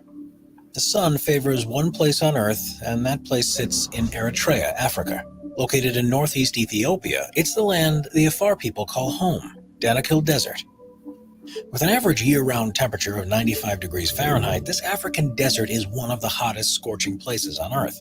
But the dry and hot weather aren't the only features of this astounding desert. Across hundreds of miles stands the Danakil Depression, a place where 3 tectonic plates join and create the depression. As small volcanoes dominate the Rift Valley, the floor is mostly made of basaltic lava. Its flaming hot lava can be captured at night when the flaming magma displays a dangerously beautiful scene. Damn. Number 9, Valley of Death, Russia. You might think the Valley of Death is an over-exaggeration or a tad bit too dramatic, but once you hear about this supernatural place, you'll see why this name is very fitting and apt. Located in eastern Russia is a place that is called an animal graveyard, with many puzzling head-scratching and backstories and origins. This valley remains to be an unsolved mystery. According to legend, 2 hunters stumbled upon the bizarre land in the 1930s. Upon climbing up the Kipnich volcano, they saw land with no grass or plants, covered with dead animal bodies. The explorers soon started to feel dizzy and decided to flee the area. As rumors of the mysterious land spread, many tried to finally solve the puzzle and come back with proper answers. Just like animals, around 80 human lives were taken by the supernatural valley. Scientists have deduced that the lethality of the land is due to high concentrations of poisonous gases that arise from the volcano. A mix of hydrogen sulfide, carbon dioxide, and sulfur dioxide kill living creatures within minutes, whilst also preserving dead animals' bodies for years. As the deadly gases accumulate throughout the animals' bodies, it prevents the bacteria responsible for decomposition to complete its action. Damn. That's why animal bodies were seen scattered around the land. As one might expect, the Valley of Death is closed for visitors. The only way to sneak a peek of the land is through a helicopter tour, which costs a hefty $700. Before we move on, be sure to subscribe to Top 5s with notifications on. Number 8, Madidi National Park, Bolivia. At first glance, this incredible land looks straight out of a fairy tale, but this picturesque park is extremely dangerous in real life. Madidi National Park, located in Bolivia, is the home to the most poisonous and venomous fauna in the world. A simple touch, cut, or a wound can become infected with tropical parasites that cause dizziness and even death. And while this land is undoubtedly very dangerous and hazardous, it doesn't stop tourists and travelers from making a quick trip down to the Madidi National Park. The mesmerizing Bolivian park is home to some of the most majestic creatures known to man, from exotic animals to unique fauna. Madidi Park is filled with surprises and wonders. From jaguars, otters, to crested eagles and hummingbirds, the park has over 1,100 different animal and bird species. When it comes to the real danger a human can face, one must always remember that this gorgeous and green park houses some of the most toxic and poisonous fauna in the world. Extremely deadly parasites await as a cut or wound is detected on a human. When the perfect time arises, it hits the immune system and causes sudden death. Damn. Madidi National Park, as breathtaking and beautiful as it may be, is known for its venomous spiders, snakes, and poisonous plants. So, if you're thinking about visiting this exotic land, make sure you stay safe and follow the guide rules carefully. Nika Crystal Cave, Mexico. The Nika Crystal Cave in Mexico is so That's mysterious fucking and crazy. unexplored that National Remind me. Geographic shot an hour-long documentary showcasing the dangers and wonders of the Crystal Cave. 3 scientists geared up for a deep exploration trip as they visited Nika's mountain's infamous cave. Located in the Chihuahuan Desert, this mountain is home to the biggest crystals in the world. As hot magma lurks below the cave, this Mexican destination is a heat stroke accident waiting to happen. That's The wild. 3 scientists sent for an impossible mission had different goals in mind. Their main objective was to collect the crystal samples and to later observe them. There are these crystals the size of redwood trees. You stand there with your mouth wide open, said Chris McKay, a planetary scientist. Exciting and life-changing as this adventure might have been, one must remember that as soon as a person walks into the cave, their body starts to die. With incredibly high temperatures and unbearable humidity, the only way to approach such a cave was by using protective suits. But even with the appropriate attire, the scientists only have about a half hour to collect their samples and get out alive. Wow. George Coronas, a well-known adventurer and documentary expert, was given the green light to spend only 1 day at the notorious Crystal Cave. It took the explorer 2 years to finally get the permission needed, but according to the Daredevil, it was worth the wait. It looks like Superman's Fortress of Solitude, says George. As far as the hot temperature goes, even George vouched for the cave's unbearable heat, commenting, "As soon as you walk in, you start to die." That's crazy. Number 5, Kawah Ijen Volcano, Indonesia. Seeing the breathtaking and mesmerizing blue lava-like rivers of light might seem like a futuristic movie scene, but in reality, it's extremely poisonous Kawah Ijen Lake. A stunning turquoise lake sits at the peak of Kawah Ijen Volcano, and at night, electric blue flames can be seen rolling down the mountainsides. That's crazy. The absolutely jaw-dropping lake is full of hydrochloric acid, which is more corrosive than battery acid. The hydrogen chloride gas spewing from the volcano collides with sulfur-containing gases and creates a powerful chemical that is unimaginably corrosive. The Greek-Canadian explorer George Coronas once again had the opportunity to explore one of the world's most dangerous places. The adventurer took a small rubber boat out into the acid lake to measure its acidity. It's just a toxic lake of sulfuric acid. What could possibly go wrong? The pH of the water was measured to be as low as 0.13. But even though this volcano and lake are clearly dangerous and deadly to humans, miners still risk their lives to collect the accumulated sulfur. George had watched these miners hard at work and recalls how the only protection they had was a wet rag stuffed into their mouth. The sulfur dioxide gas would still leak through and dissolve away their front teeth. Beautiful as it may seem, the Kawah Ijen volcano and lake is one of the most dangerous places on Earth. Number 4, Mount Washington, New Hampshire, United States. It's a widely known fact that Mount Everest is not only the tallest mountain in the world, but is also the most dangerous mountain on Earth. And while no other great summit can come close to the incredible height and perplexity of Mount Everest, there's one other mountain in the world that holds a substantial title, known as the most dangerous small mountain in the world. Mount Washington in New Hampshire is any hiker's worst nightmare. But what exactly makes this peak so hazardous? It's clearly not the height, but the wind. In April 1934, the highest ever wind velocity of 231 miles per hour was recorded in Mount Washington. Even at wind speeds of 60 miles per hour, hiking becomes nearly impossible. Powerful blowing winds and cold weather combine to intensify hypothermia. Freezing temperatures that drop to -40 Fahrenheit and continuous heavy snowfalls make Mount Washington a truly dangerous place to visit. Daredevil hikers who see this mountain as a beatable obstacle do heavy research before starting their unforgettable journey. Meticulous calculations have to be made in order to begin the adventure with appropriate weather. With over 150 recorded fatalities since 1849, it's paramount to embark on such an adventure extremely prepared and organized. Number 3, Lake Nos, Cameroon. The silent but deadly Lake Nos turned out to be much more dangerous than scientists first assumed. Lake Nos, located in Cameroon, Central Africa, seemed like an innocent, beautiful lake, surrounded by small villages. At first glance, no one could expect this quiet, blue, and picturesque lake to be more than just a pool of water.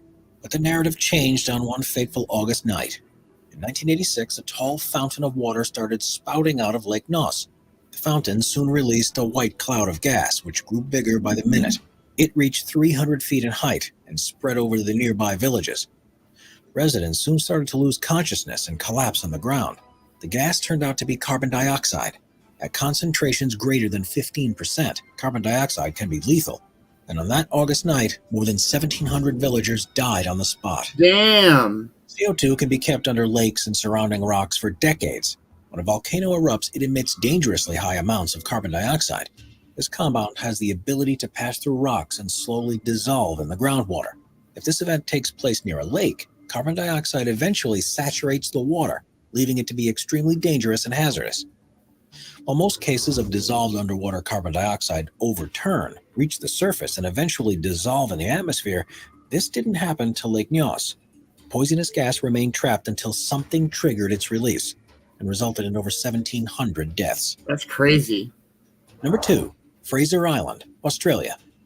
A fun way to spend a hot summer day is to pack your suitcase and head to the beach. Everyone enjoys a refreshing, entertaining time at the beach, swimming and tanning alongside your friends and family.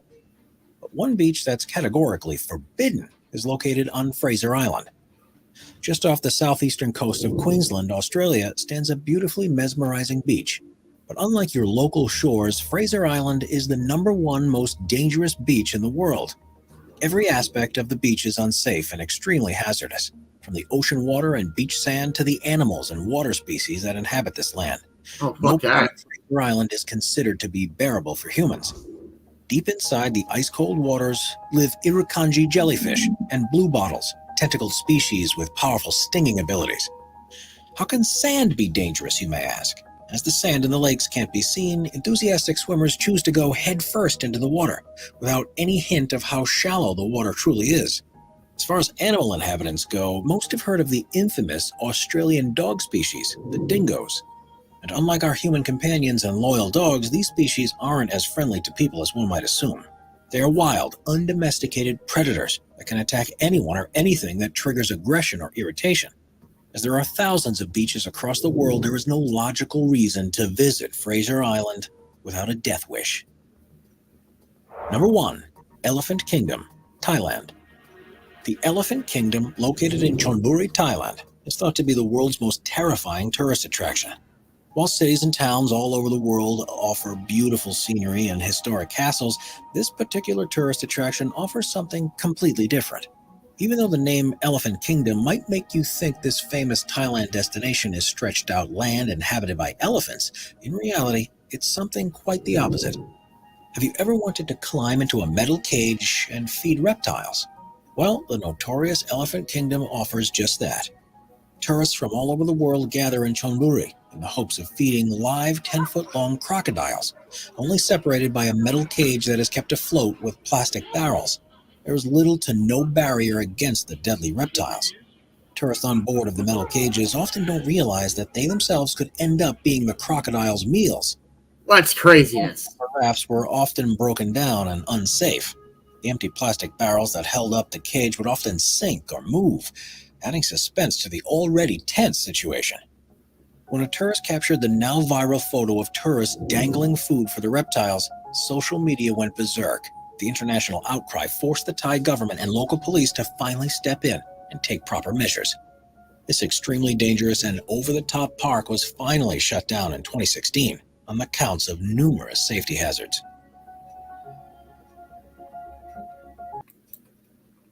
Ah, well, that's cool. That was fucking crazy. All right, everybody. I have never petted a gator. Oh my goodness.